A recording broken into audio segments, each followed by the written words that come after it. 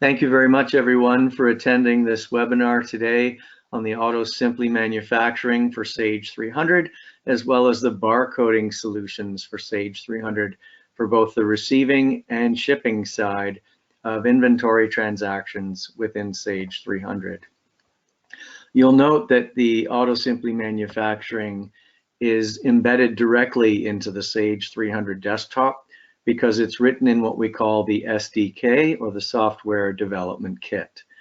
So this application has become the de facto standard for Sage 300.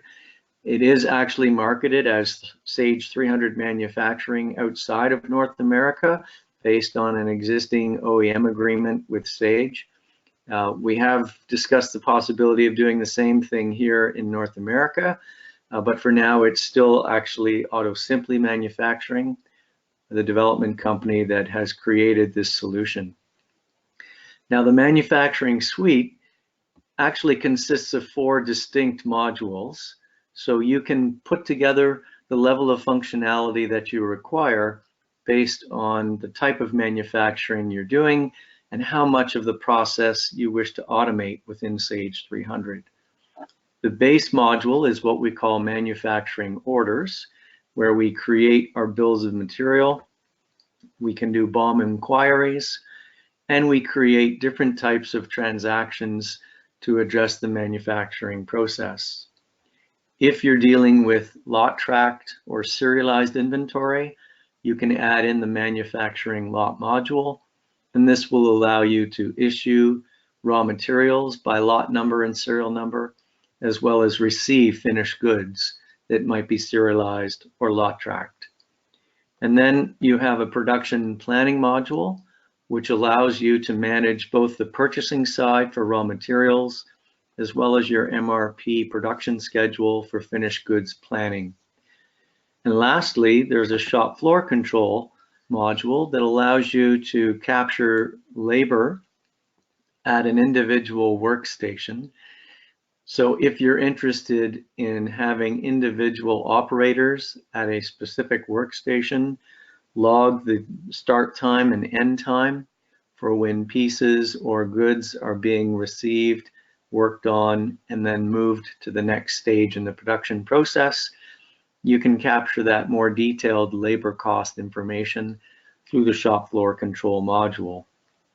And Autosimply has created barcode solutions that will handle shop floor control in and out by scanning, as well as on the issuance and receipt transactions within the manufacturing module. So those would be the manufacturing barcode solutions that we'll talk about towards the end of the presentation today. But there's also barcode solutions for organizations that are not manufacturing oriented, but simply wholesale distribution organizations. And for those companies, Autosimply has barcode for physical count. They have PO receipts, OE shipments, as well as bin tracking capability, lot and serial tracking, as well as basic inquiry features. So we'll be touching on all of those today as part of our overview presentation. I also want to point out as well that if you're not a manufacturing organization, but strictly wholesale distribution, you can get a separate purchase planning, what we call MRP trade, that allows you to manage the purchasing and procurement of raw materials or goods that are to be purchased and received into a warehouse without actually creating an MRP production schedule, which is specific to manufacturing companies. The other thing I want to highlight is, for those of you that might be familiar with the inventory control module, you know that there is a bill of material within inventory control, but it is simply a one-step assembly process. So there's no visibility into individual stages or routing within the production process. There's no ability to break down the different types of components between raw material goods and also tools that are consumed during the production process, such as molds or dies. And you also don't have any type of shop floor control for tracking individual labor at a workstation level. So manufacturing is generally required for organizations that want more visibility and more control over the production process, as well as organizations that have more advanced manufacturing requirements for planning, as well as shop floor control. So I'll highlight a couple of those differences as I'm going through the presentation today.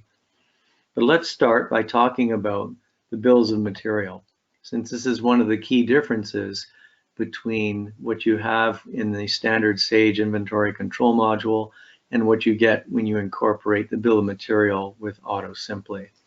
And if you're interested, you can request a document that has a comparison between the inventory control bill of material and the Autosimply bill of material by requesting that through Computrack solutions.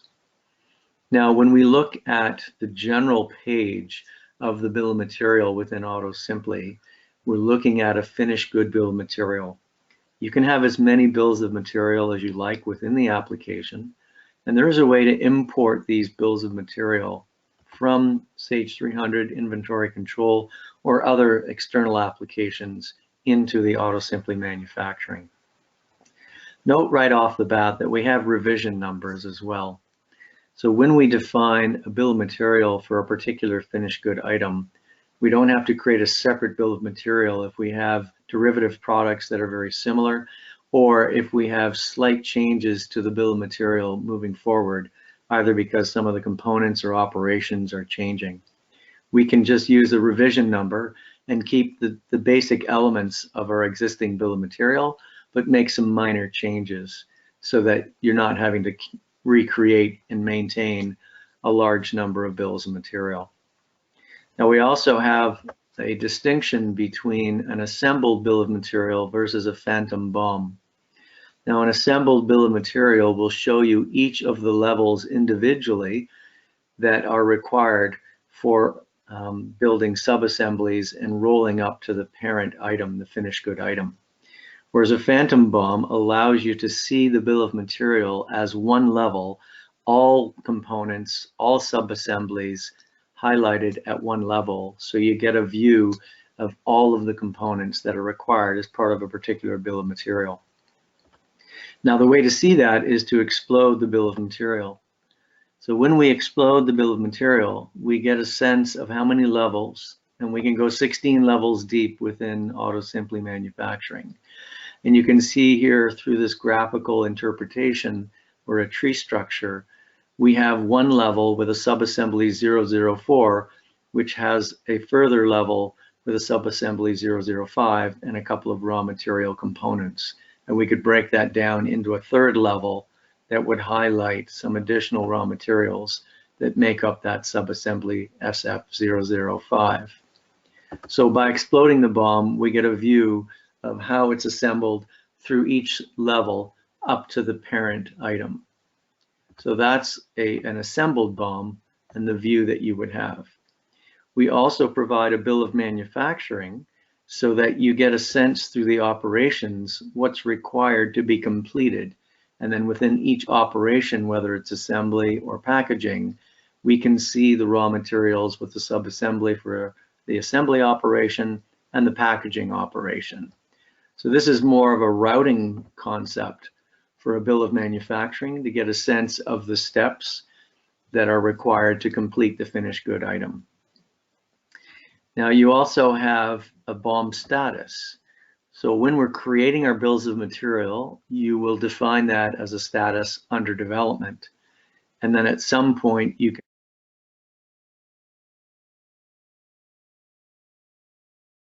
and that would then be approved, and the approved bill of material would allow you to then start using this bill of material in production. There's an on hold status, so if at some point you want the bill of material to be put on hold for some reason, either because you're no longer going to be producing that item, which then might lead you to have a discontinued status, or you put it on hold because you're making changes to the production process. So once we've defined all of that information on the general page, we move to the operations, which are usually termed a routing. So this is what's going to describe the process to complete the finished good item based on various types of operations that need to be conducted. And for each operation, you would attach a work center, which more clearly defines the location that this work is going to be conducted. Notice as well, for each operation, we can establish a setup time with a defined unit of measure, a run time with another unit of measure, so we go from hours to minutes. We might track cleanup time, wait time. So these are all things that we can incorporate as part of the bill of material within Autosimply, which are not available within the bill of material in inventory control. Now we also have a separate packaging operation, which again is a different part of the routing within the bill of material with its own unique setup time, run time, cleanup time, wait time. So those are the operations. Down below, we have something called resources. Resources are typically your direct labor, your factory overhead. When we define the initial configuration of the system, we can define as many different types of resources that we like. And the status can be active for those resources that we're currently using as part of the production process. And then we can determine the cost type as either setup labor, run labor, or overhead. And then the cost basis, which would be based on a defined time or have it vary with production order quantities. So you notice that if I choose setup labor and then change that to run labor, the setup time becomes run time. And if I change that to overhead, then I would either use runtime, setup time, or order quantity to calculate my overhead, and then define a unit of measure that I've already created in the system. So typically we're talking about direct labor, as I've mentioned, factory overhead. You may also have subcontract costs that you want to record as a resource or a component cost within the system.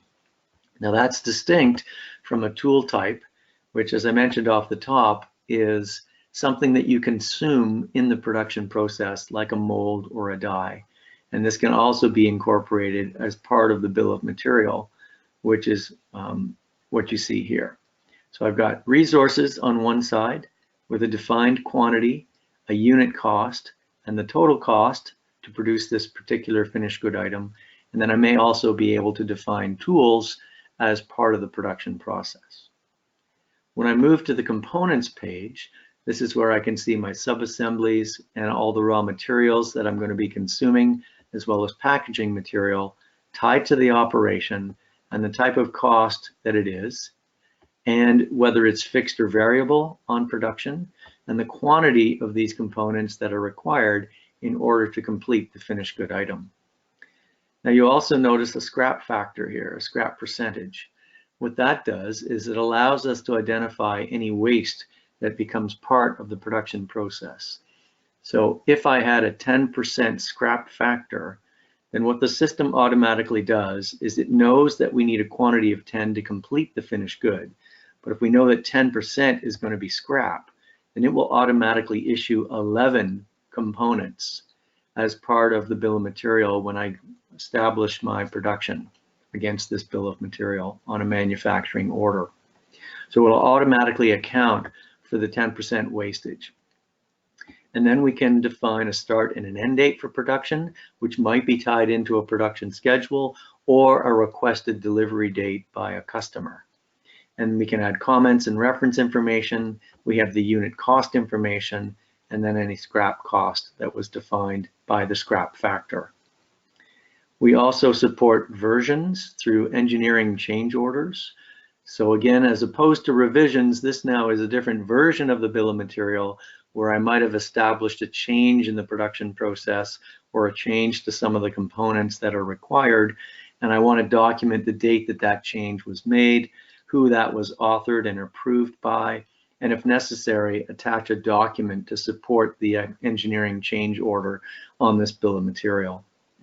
You also have specific instruction lines that you can add, and then we come to this concept of a co-product. Now, a co-product is also considered a scrap item, but in this case, it's not something that is just going to be wasted. It's something that we want to be able to track after the production process is completed. So when we define a co-product, we're saying it has zero cost because we're going to allocate all of the costs on the bill of material to the finished good item. But we are going to have something that's identifiable that we want to track in inventory as a co-product. And that's because we may be able to sell it in bulk, or it might be usable as part of a secondary production process. And we want to be able to maintain that in inventory. And so as I say, it will have zero cost associated with it, but it is a traceable item. And then finally, the optional fields that are part of Sage 300 can also be incorporated within an Autosimply bill of material. So this gives you all the different types of information that you can track on a bill of material. You can also copy bills of material to create new ones on the fly, or simply change a revision number or change a version number. Now the system does also support standard costs on your bill of material. And if you're going to do that, then we would recommend that you establish that through the item standard cost maintenance table within Autosimply. And that's because the standard cost that's supported within the inventory control module of Sage 300 allows standard cost by location. And the concept of having multiple standard costs by location doesn't support a manufacturing process. You need one standard cost in order to manufacture your goods on a standard cost basis. So in the case of Autosimply, we would define and maintain your standard costs within the manufacturing module so that we can apply those to the bill of material. And then you would update standard costs in inventory control from manufacturing, as opposed to taking standard costs from inventory control. And then the calculated column will be based on what we actually issue to the job in the production process. And then it will specify any variances. So you'll have your material or labor variances tracked, or factory overhead variances tracked as you're going through the production process. Now, for some organizations, their systems will have a more complex bill of material. So rather than using the standard import, we can define by step and option number the individual components that are part of the Autosimply bill of material, and be able to do a more sophisticated import of the bill of material information. This is also handy for integrating with CAD/CAM systems like SolidWorks, where if you're doing CAD/CAM design and the bill of material is being generated through those systems, you can then export them out and import them into Autosimply through this more sophisticated BOM import utility. The last thing I'll mention here are substitute items.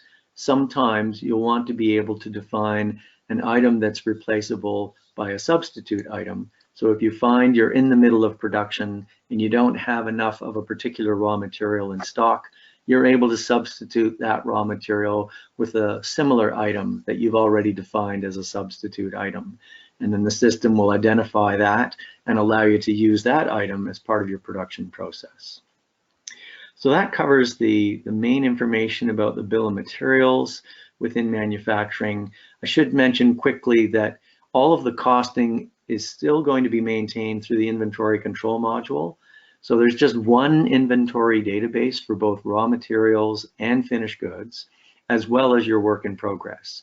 So we're not talking about having to create a separate database for finished goods or raw materials versus other types of inventory. All of the costing information is in Sage 300 and it stays there. And all of the inventory types, raw materials, work in progress, and finished good items are part of the same inventory system, all captured within Sage 300. And I'll highlight that when we go through a manufacturing order.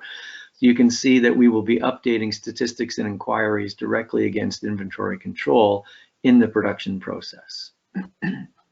Speaking of which, let's go down and start to create a manufacturing order. Now, the system was originally designed for discrete items, both make to order and make to stock.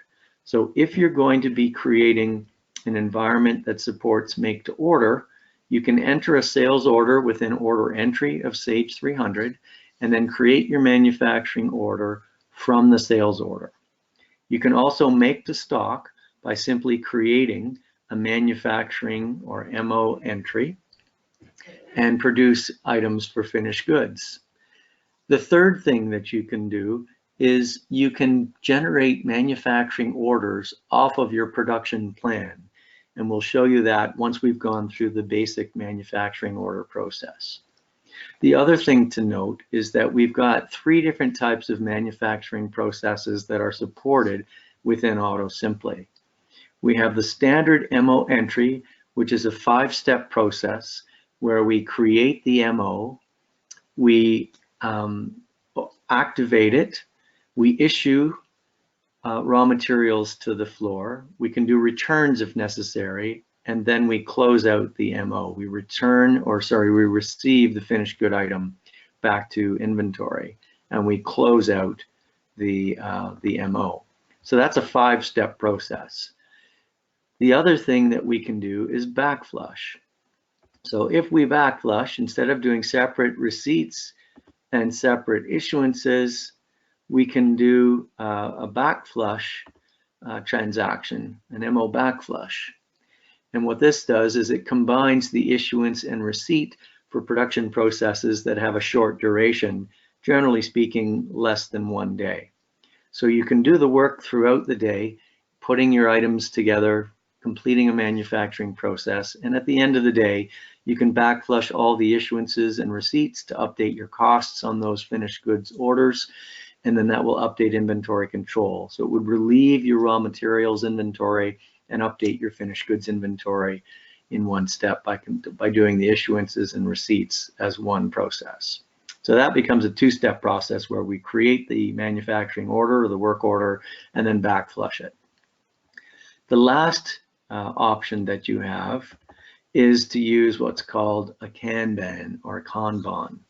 And this is a just-in-time type of inventory process where you're trying to time the delivery of your raw materials to meet your production schedule. So as things come into the warehouse or into the production facility, they're being sent out onto jobs right away, used in production, fully costed, and then completed. So with Kanban, it's really a 1-step process where we generate the MO, do the issuance and receipt, and close out the MO. So we've got those 3 different types of manufacturing orders that we support: a 5-step, a 2-step with the backflush, or a 1-step with the Kanban, depending again on the duration and the nature of your manufacturing processes. For our purposes today, we're going to do a standard MO entry using the FG003 example item that we were looking at for the bill of material just a few minutes ago. So again, this is fully integrated with the standard Sage 300 inventory control. So when I hit the finder, I'm looking at all of my items within inventory control. You can see raw materials here, you can see finished goods, and there are other standard items within Sage 300 inventory. So what I would do is define a quantity that I want to produce. And you notice that the MO status defaults to new. So at some point, I need to be able to say this has been approved for production and then release it. And it's only when it's released that I can start doing issuances to the shop floor for the items that I'm purchasing. So we'll go ahead and we'll change this to a status of released. Now you notice that the MO type here could be internal or subcontract. I'm able to create what's called a parent-child relationship. So I may have a separate manufacturing order for subcontract work that's being done, so I can track that separately, but I want to be able to link that to the parent manufacturing order. So I could create separate subcontract, separate internal work orders that will have a production area defined either as internal or subcontract. And then I might put in a reference bit of information to describe why that's being subcontracted or what we expect from the subcontract completed order. Now this is also picking up from the bill of material, the BOM version and the revision number, order dates, due dates, and the production area. And then it will also define the components on the materials tab, as well as the routing for the operations tab, along with our resources. So this is all being defaulted in, but at any point in time, I can come in and make changes for this particular order because my setup time might be longer for some reason, or the required quantity might change on the direct labor, or I might recognize that this time I'm going to have to track some scrap and enter in scrap, change the start and the end date because I want to put a rush and expedite this order. So all of these things can be overridden even though they're defaulted off the original bill of material. And here's the parent-child, so I could have a child MO that is used to create separate sub-assemblies that we stock, and then I just pull from those sub-assembled items as a child MO number. So it's going to be related through production processes, and then subcontract so that I'm able to identify anything that I'm waiting on from a subcontractor. Now, it might also be the case that I needed to make a purchase of some raw materials, and I can link the PO that was generated to this order so that as we receive against that PO, we know that these items belong to this particular manufacturing order. Likewise, if we're building to a particular customer order, we can attach the sales order number from order entry and make sure that once these finished goods are completed, they're aligned with that sales order so we can ship them out as quickly as possible. And then any instructions or co-products that we identified, and then we'll have our totals, which will show the standard cost and then what's projected based on our initial estimate of the quantities being used. And then there'll be an actual cost, which will track any variances from our standard. And the actual cost will be what the cost is ultimately updated to within finished goods. So when we do issuances, when we track work in progress, if we're using standard costs, that's going to be at standard cost. And then we convert to an actual cost and produce our production variance once we close out the MO and update the final costs to finished goods inventory. Now, if you're not using standard costs, then in effect, you would be using average cost for your production processes. So that's what the manufacturing order looks like. We've specified that it's going to be released. So we'll go ahead and add this, and it will generate MO12. And if we were to print this, you'll see it's a standard crystal form that you can use to generate a particular manufacturing order with information that can go out to the shop floor if necessary. And so this is where this item, these items could actually be barcoded. So if I was using manufacturing barcode, there'd be barcodes here. So as I start issuing these raw materials to the floor, I could simply be scanning those issuances out to the floor. So now that we've got those issued, or sorry, we've got the manufacturing order has been released, we'll go ahead and do the issuance quickly and a receipt, and you'll see how these are generated. So we want to pick up the MO that we just created, manufacturing order 12, and we'll do it for that one order. And I'm just going to highlight here that all of the items from the manufacturing order appear here against MO12. I have the required quantity. Nothing's been issued yet, but I could simply say issue all, and it will set up the issuance for me. If these were lot tracked or serialized items, then I would see that when I open up the window here. In this case, they are not. And it just tells me that these are issuances for manufacturing order 12, and that's what the reference is. There are no lot and serial items, so I don't need to worry about that, but I would be able to identify those and pick and choose the lots or let the system pick those lots. So now that I've issued all, I could add that in post, and it will generate an issuance transaction for me, issuance 6, okay? And that is another standard document within the manufacturing system to identify what we've actually issued to the floor. And again, this is what could be barcoded as we did the issuance. But just to show you that the costing's been updated for you, when I look at my statistics and inquiries, and I look at transaction history inquiry, excuse me, I can look at the item number FG003, or I could look at the raw materials that were part of that issuance. and it will show me all of the raw materials that were part of that. And then if I drill into that, it will highlight for me the issuance transactions that were created. So let's use this one here. And there's all the receipt entries with the raw material issuances, the unit cost, and the extended cost. So those are receipt transactions. And then if I can also do a current transactions inquiry. And again, if I look at item numbers, let's take that one as an example. I can look at purchase orders and sales orders and see what's coming in to the system against POs. So all the inventory movement and transactions are being costed and detailed here within inventory control. So none of that has to change. And then at some point, I want to do the receipt entry against MO12, and this will update my finished goods. So again, I want to choose manufacturing order 12.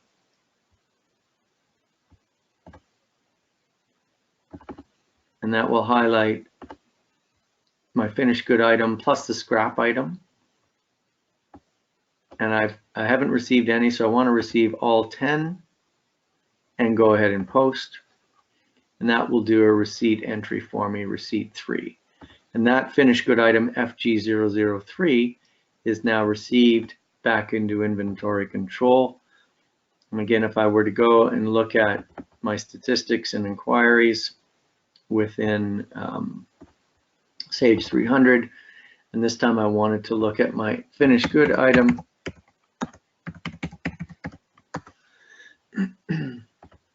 I would see the finished good item, and there's the receipt entry coming back into inventory control. So it's debiting the finished good item cost plus any additional costs to set up the final item cost within inventory control. So all the costing is being done for you. So lastly, I wanted to highlight a BOM inquiry within manufacturing. So there is things like where items are being used, a costed BOM roll-up item stock inquiry. The BOM query is a very powerful tool that allows you to get visibility into what's happening on the shop floor and also what's required from a planning perspective. So if you didn't move to the production planning module, this would be a less expensive way to just incorporate some planning capability for all locations or specific locations within inventory control or what's required for a particular item.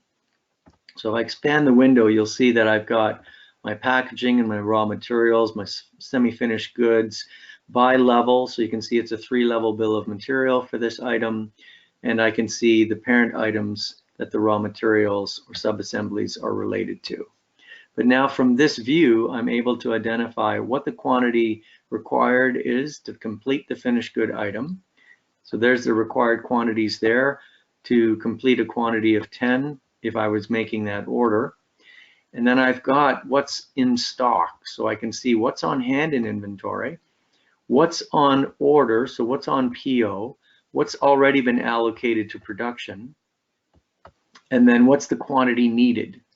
So if I have no needs here, then I can just simply go ahead and say, I want to create a manufacturing order, yes, and it would go ahead and create a manufacturing order right from the BOM inquiry screen. Now, if I needed to purchase some items, it would identify those items and say, would you like to create a purchase request or a purchase requisition? Now, because we're only needing 10, let's say we need 100. And now let's see if we have any needs. And oh, still no needs. So let's see, make this 1,000. We'll get this to a point. There we go. Now you can see that we need some quantities here. So if we were to take these items and say, which ones would you like to create a purchase request for? I could say, well, let's say we want to order some of these items here. We won't bother with that one. And let's say instead of 870, let's just make that 200. and I can go ahead and create the purchase request, and it'll generate a purchase request in the PO module for RM003 with a quantity of 200. So that's a simple way to do planning for either production of finished goods through the MO creation or the purchase of raw materials through the purchase requisition. So if I go down to purchase orders and look at PO transactions, I'll have a requisition entry for 200 RM-003 items, which is what we created automatically from the manufacturing BOM inquiry module. All right. So again, just highlighting the integration and the ability to do some basic planning within the manufacturing module. But if you want to take that one step better, then we would go to the production planning module. So when we talk about production planning, we're talking about item planning both for purchased raw material items as well as manufactured finished goods, as well as any subcontract work that you wish to accomplish. So here again, if we look at RM, say 003 again, and the network code is really just a way for you to isolate different aspects of your organization. It could be by warehouse, could be by function, division, you name it. Could be by individual or just some way of segregating the items in inventory. And you can specify here things like the maximum stock allowed, minimum order quantities, multiples for orders, a minimum stock or safety stock, and whether you want to be able to create the orders off of your item planning runs. So as I set up my items for planning purposes, then I go ahead and I actually want to create a sales forecast to look at forecast demand. I can also track lead times for both purchase and manufacturing production. And then I will come to my planning run. And the planning run allows me to take all of that information by network code, including a forecast if I want to, and then analyze what do I need to purchase, what do I need to produce based on all the activity and existing inventory information. So I can see what's on hand, what's already on a purchase order, any kitted items, what's on a purchase request, what's in production on a manufacturing order, and what actual sales demand I have based on sales orders in order entry. And then I could also incorporate forecast demand. And then I would take a net run to identify what's required from a purchase or production planning perspective. Now remember, this is purchase planning as opposed to buying. So we're going to be able to create purchase requests, but then somebody who's the buyer will actually make the decision about the vendor and the terms and when those purchases are executed. And just to mention very quickly here, the backward forward consumption, that just refers to the fact that as I'm doing my plans, I don't want to double count forecast and actual sales. So the backward forward consumption will consume the forecast sales demand based on actual sales that are coming through order entry. So I've run the plan. Now I want to review it. So I would come in here again by network code, and let's look at first my my raw material items. And I'm looking at RM001 to RM009, and I can see based on the plan that I've just run, what's on hand, what's already on purchase order, what's allocated to production, and my projected net stock. And I can see that based on production, I'm going to have a negative projected net stock for RM004 of negative 220. And there's no forecasted demand or planned orders. So if I want to look at more detail, I can double click or just click the item plan. And this will show me why I'm in a negative stock position for this item. I have demand through an existing manufacturing work order for a quantity of 80. And since I started with 960 on hand, it takes the 960 less 80 and says you're now going to have 880. But because I've specified I want minimum stock or safety stock of 500, it reduces that 80 by 500 to give me 380. And then I've got another usage based on a production plan that says I need to consume another 1,100 items. And that's going to put me at negative 220 based on the 880 minus 1,100. But again, because I've added 500 in safety stock, the system's saying that will lead to a net quantity of minus 720. So in order to resolve that, it says, I'm recommending you do a planned purchase order for this raw material item of 725 because my multiples are 25 and my minimum is 100. And that will get me back to an actual quantity of 505 less my 500 safety stock for a net quantity of 5. So if I'm interested in doing that, the system will allow me then to generate a purchase request for 725 of the RM004. And you'll see that when you come to the Generate Orders feature. So just like we had buttons on the BOM inquiry screen, we have the ability here through the production of my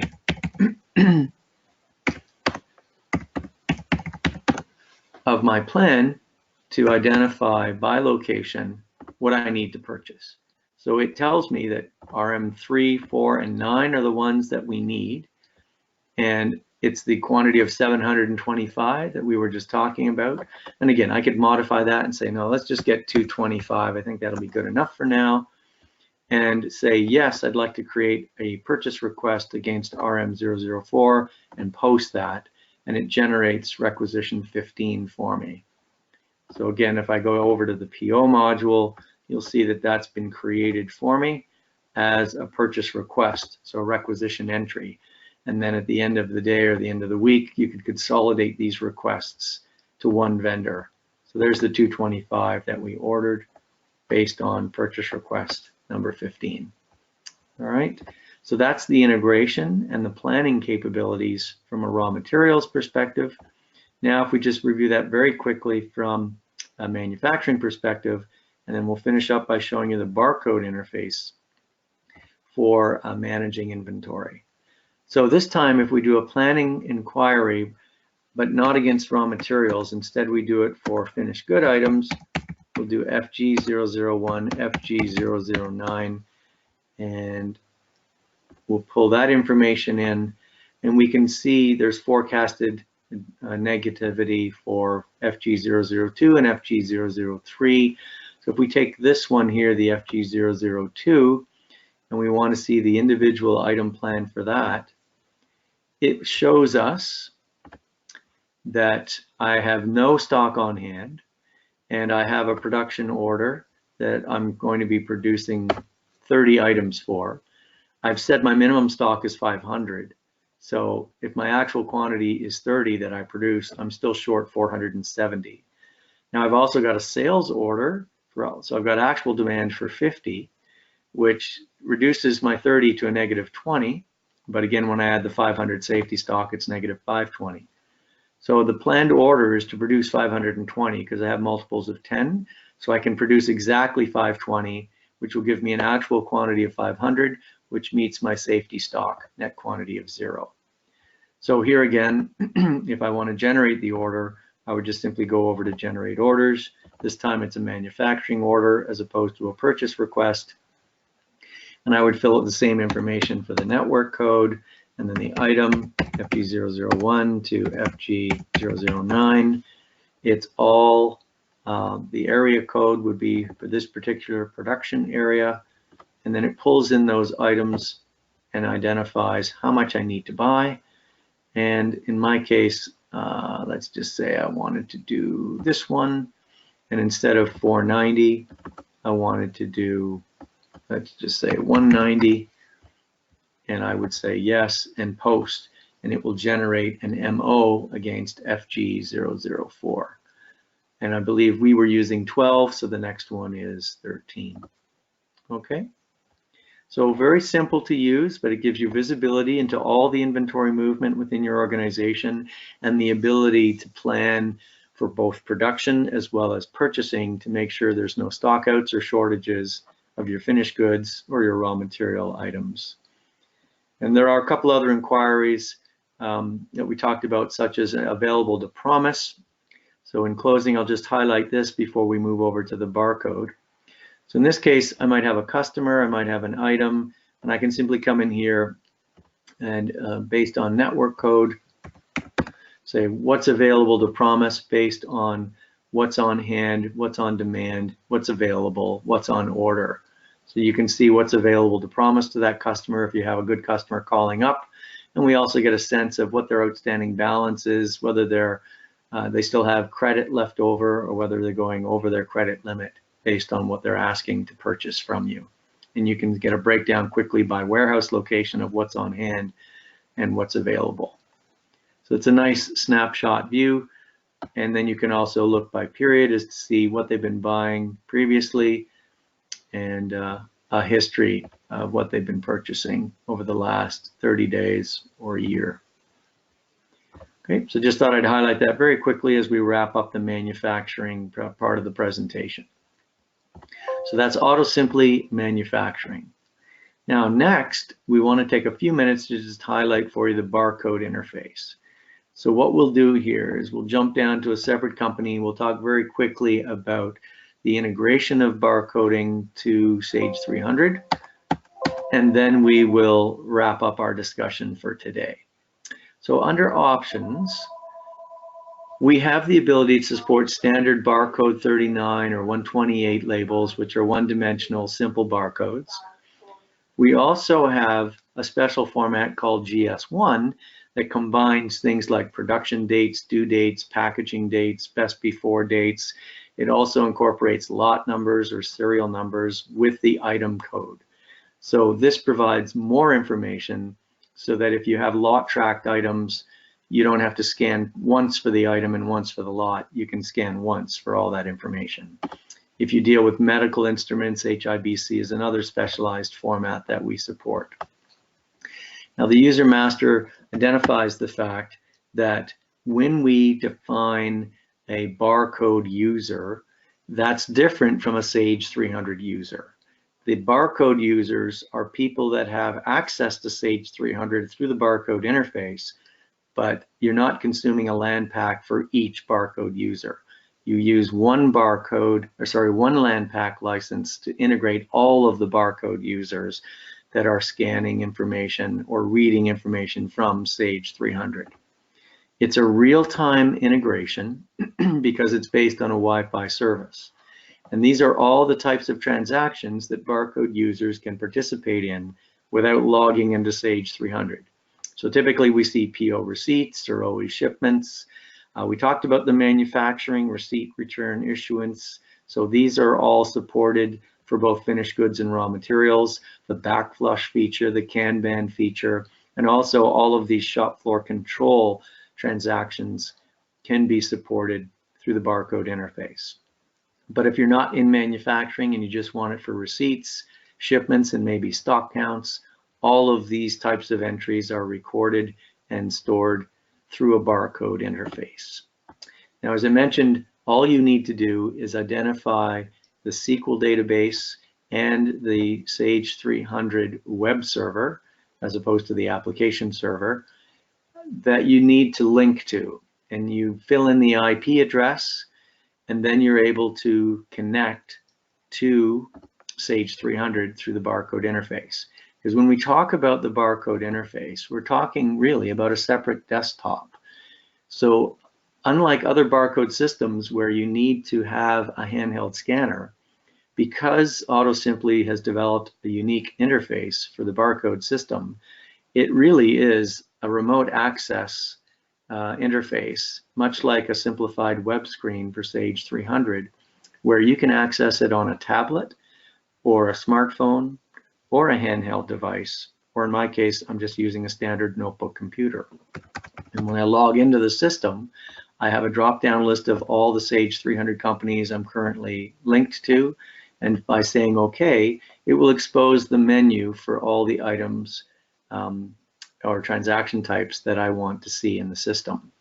So my barcode PO has receipts and returns. My barcode OE has shipments and returns. My barcode IC basic has the stock counts, receipt transfers, internal usage. I have an extended inventory control module for people who aren't using PO and OE, so they can do IC receipts and IC shipments. Or if you were doing IC assemblies, which is the standard bill of material function within inventory control, or if I'm scanning UPC codes for manufacturers' items that I want to link into my SKUs in inventory control, we support a table that will translate the manufacturer's item to your inventory control number in Sage 300. And then, as I mentioned, we've got the manufacturing transactions, the shop floor transactions, and basic inquiry information that helps us identify items that we want to track, either because of pending shipments, pending receipts, or just basic item inquiry or stock inquiry information. So let's quickly go through a PO receipt, and I'll identify the real-time integration and how this works. Because as I mentioned again, what we want you to be thinking about with the barcode interface is, rather than having people log into Sage 300, we want them to be able to use the barcode interface to create transactions in Sage 300 without having to log in. So if we use the simple example of a PO transaction, I'll create a purchase order, and then we'll do the receipt entry through the barcode. And I'll also incorporate bin tracking as well.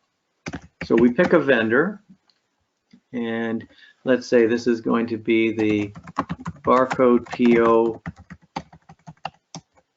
receipt for Computrack, just so you'll see that what I'm creating here as description and reference information can appear in the barcode information.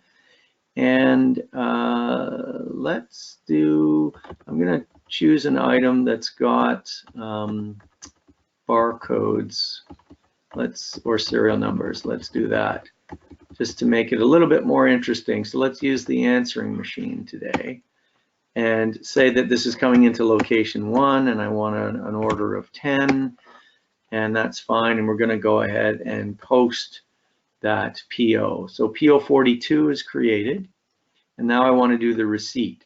So I could come in here and do the receipt the standard way in the back office of Sage 300. And that's typically what people are doing when they don't have barcode. The last receipt number is 102 against PO 41. So what I want to do is just show you how I can create the next receipt, which will be 103, but this time do it from the barcode interface. So let's do a PO receipt. It's a single PO receipt. It could be a multiple PO receipt or a receipt with no PO. And there's PO 42, the one we just did. And the detail will show me the item that we bought, which was the A1900B for a quantity of 10. And I want to then do the receipt, and it's the answering machine for location 1. Now I could change the location because I've got that ability. And notice this yellow box here, the E means enter mode, which means I can enter the amount. But you can also set the system to be scan mode, which means I cannot enter it manually. You force the operator to scan the item into the barcode system. For demonstration purposes, I'm going to go ahead and just receive, well, let's just receive 5 in this case. And then we'll say OK. Now, because I'm linked to bin tracking, and bin tracking is a separate module from Orchid Systems, where I can create bins underneath the location codes within inventory control. So I've got location 1, and I can have multiple bins set up, which will allow me to track more specifically where these items are stored by individual aisles, rows, racks within the warehouse. And because it's also built in the software development kit for Sage 300, it integrates with inventory, it integrates with manufacturing, and it integrates with barcode. So all of these modules can be added in based on the functionality that you need. And you notice that we have answering machine here as an item within that bin, and a quantity of 65, and an IC 152. Now, it's also serialized inventory, so I have serial numbers assigned to the item. So I'm tracking the serial number within a bin within a location. So it gives you 3 levels of detail for tracking this item within the system.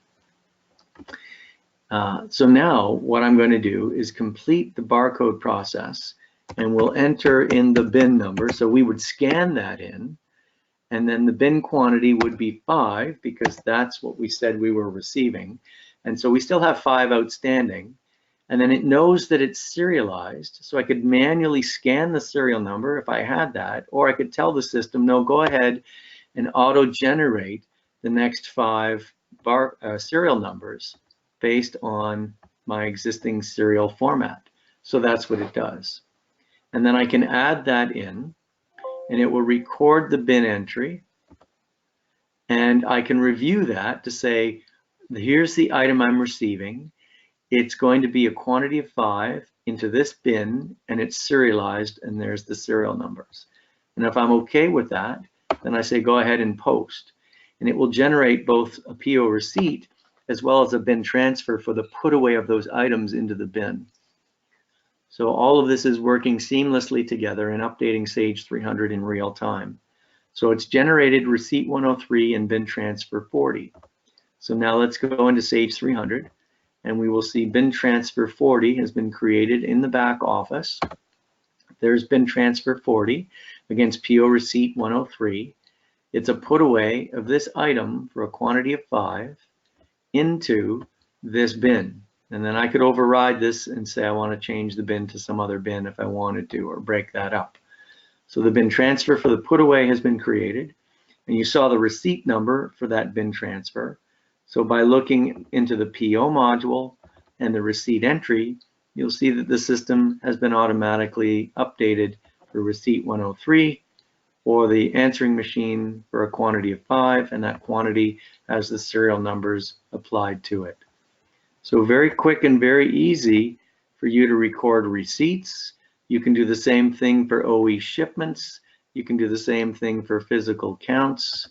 If we wanted to just do a simple inquiry, let's go back to the menu, and we can do an inquiry for stock purposes, choose an item.